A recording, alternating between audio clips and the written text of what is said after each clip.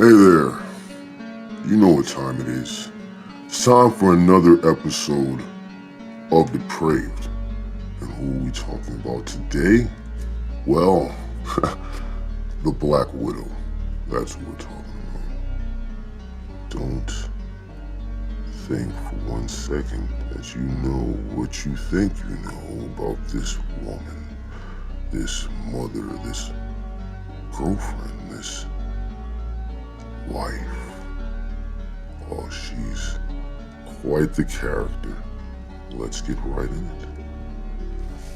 1998, convicted murderer Judy Buenoano, dubbed the Black Widow, was executed in the electric chair. She was the first woman to be executed in Florida since 1848. Although most murders are not federal crimes, the writ of habeas corpus brings murder cases to the federal courts. Now let's find out a little bit more about her. Now this I found at the Florida Midland U.S. Courts Gov website. So if you guys want to find out this information for yourselves, go ahead and check in the links in the description. There's lots of juicy tidbits about this one. Her husband. Who was her husband? Well, let's get into that. Judy Buenoano had a son, Michael, when she married United States Air Force officer James Goodyear in 1962. 3 months after his return from a tour of duty in Vietnam, Goodyear died after being admitted to the United States Naval Hospital in Orlando, suffering from mysterious symptoms. Buenoano collected the benefits from various life insurance policies on Goodyear's life. Now let me speculate a little bit there, Here she's got this kid. Don't know who the kid's dad is. Never mentioned that. She probably took that to her grave. But here she shows up with a kid nonetheless, and a boy on top of it. Oh, would have drove me crazy if I ever thought about being a dad to have to raise somebody else's little fucking nutsack. I'm not doing that shit. But this guy did. And he's in Vietnam at the time. Doesn't die getting shot down by fucking Viet Cong. Nope. Doesn't die with a bullet. No. He dies mysteriously.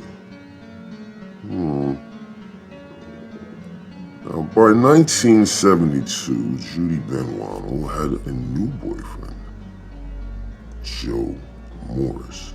Bobby Joe Morris to most. She moved to Colorado with Morris, where in 1978, Morris became ill and died after exhibiting the same mysterious symptoms that Goodyear exhibited before his death. Buenoano collected on 3 separate life insurance policies taken out on Morris's life. Oh my God, I see a pattern here. Here she comes, luring these men in with, oh my God, my son and me, sad, help us. My husband died, oh, please. This guy, of course, is like, hey, you gotta be a knight in shining armor, come rescue you.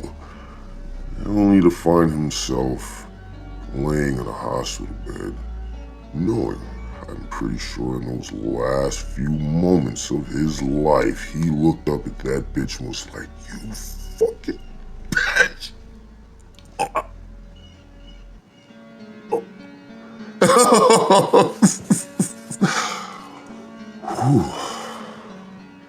Now let's continue on. In 1979, Buenoano's son, Michael, joined the army. He soon became ill and was diagnosed as suffering from arsenic poisoning, which rapidly affected his upper and lower limbs. He was fitted with heavy metal leg braces and discharged into the care of his good old mom.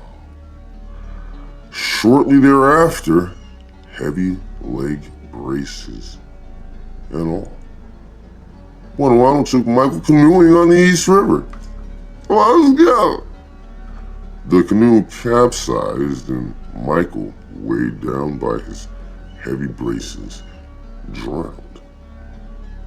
Buenoano received $20,000 from military Michael's not military Michael, but Michael's military insurance. Wow. Now, one of the things that makes this case a little bit unique is the fact that they did the great writ on her. Oh boy, did they. The ancient writ of habeas corpus is a court order that compels a person who holds another in custody to produce that person for a court to determine whether the custody is legal. Latin for "you may have the body." The great writ has been used for centuries to protect individual liberty against arbitrary government action. So important was this writ that our founding fathers included protection of it in our Constitution. The writ was famously suspended by President Lincoln during the Civil War, but in 1866, the United States Supreme Court granted the writ and reaffirmed that only Congress had the power to suspend it. The writ of habeas corpus is used today in many ways. Prisoners who have been convicted in the state courts can petition for relief in federal court. People in police custody who are not charged with a crime can petition it. It applies to death row prisoners who challenge their death sentence, as well as to people deprived of their liberty by public authorities in any other way. Because of its broad scope and power, it has been called the best and only sufficient defense of personal freedom, but it did no good. After Michael's death, Buenoano opened a beauty salon in Gulf Breeze and began dating John Gentry. She persuaded him that they should take out life insurance policies, on each other. Why not? I'll take one out on you. You take one out on me, because, you never know, you never know. And later on, she increased the size of his policy to $500,000. A month later, Mr. Gentry, he caught a cold, and Buenoano began giving him vitamin C capsules to treat it. Because he was experiencing a whole bunch of fucking shit that he knew he shouldn't be experiencing while having a cold and taking vitamin C, he did the smart thing and said, "Fuck this bitch, I'm going to the goddamn fucking hospital." He was recovered, and he released himself from that hospital when he was, better, obviously. Only returned to the hospital again when his fucking car exploded. The vitamin C capsules weren't enough. This bitch was itching for that $500,000. Once she took out that policy, that was money in her fucking little fucking hands. She was not about to have this son of a fucking bitch wasting her fucking time fucking up her fucking plans. So what did she do? She tried to blow this motherfucker up. That's where she fucked up. A search of Judy Buenoano's home revealed wire and tape in her bedroom that matched the remains from the bomb in Gentry's car. Buenoano was sentenced to 12 years in prison for the car bombing. But they got her for everything else. That's right. Now here we have an excerpt here from someone who was actually present when they exhumed the body and finally was able to charge her. I was present when James Goodyear's body was exhumed, when it was cracked open, the crypt emitted an invisible cloud and the strongest odor I've ever smelled in my life. I did not expect Goodyear to be recognizable after 15 years in a wet casket, but his body was well intact from the arsenic. Judy Buenoano was the coldest person I have ever met. It was a hot summer day when she was transported to Orange County, but just looking at her gave me chills, and she denied everything to the end.